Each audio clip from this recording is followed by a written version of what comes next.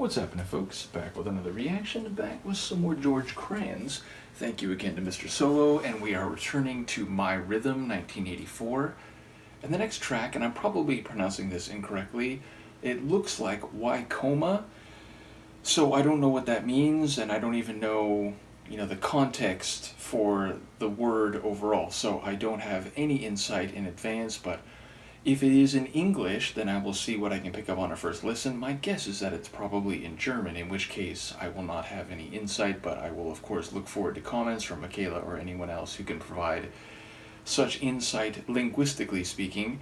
But yes, my expectation is that it will be as eccentric and as perhaps vocal-oriented as a lot of his work I've heard so far. I wanted to also give a shout-out to Han Solo for providing a video, or a video performance of Din Din Da, so at some point soon I will do that, probably over on my Patreon, at least at first. So either way, let's get to it. This is George Kranz. The tune is Waikoma, I suppose. It could be pronounced differently, but yes, it's from his 1984 album, My Rhythm.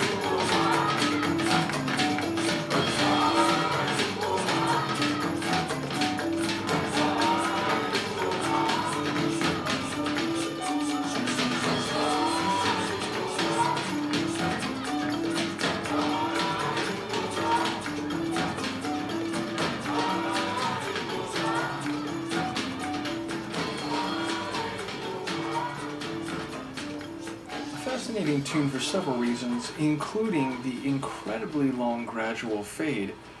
So yes, not a tune with lyrics per se, at least as my brain took it. Now, obviously, if Waikoma, which does indeed seem to be the pronunciation, if that has a very specific meaning, then perhaps there could be a theme or themes at play, even if there's no, verses and chorus lyrics.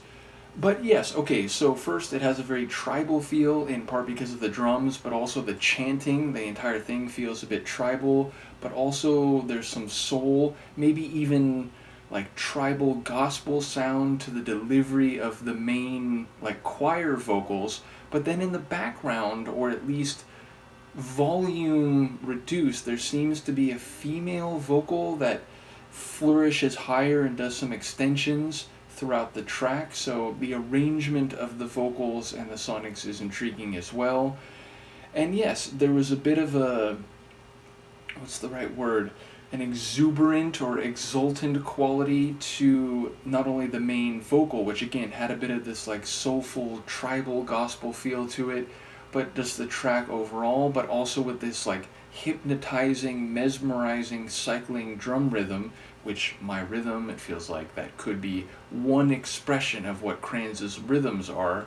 But yeah, a tune that I can't, without further information, interpret much more, but the experience of it was very mesmerizing. Again, I was sort of hypnotized by the beat, but also feeling this joyful expression of vocals. Now, of course, that could be misleading, or rather, it could be, what's the right word, at odds. If the word means something more intense or energetic, then it might be, something where there's a bit of irony or a bit of like cross purposes between the sonics and the themes. But at least on the surface of it, and without knowing more, it felt almost cathartic, like it was, releasing this exuberant feeling.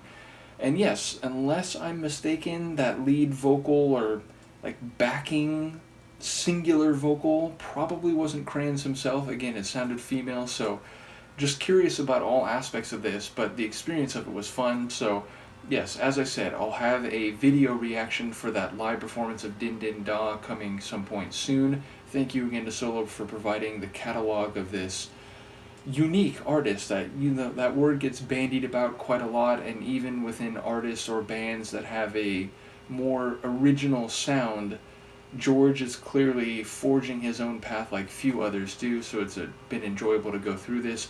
Do let me know what you think, and I will see you next time. Peace.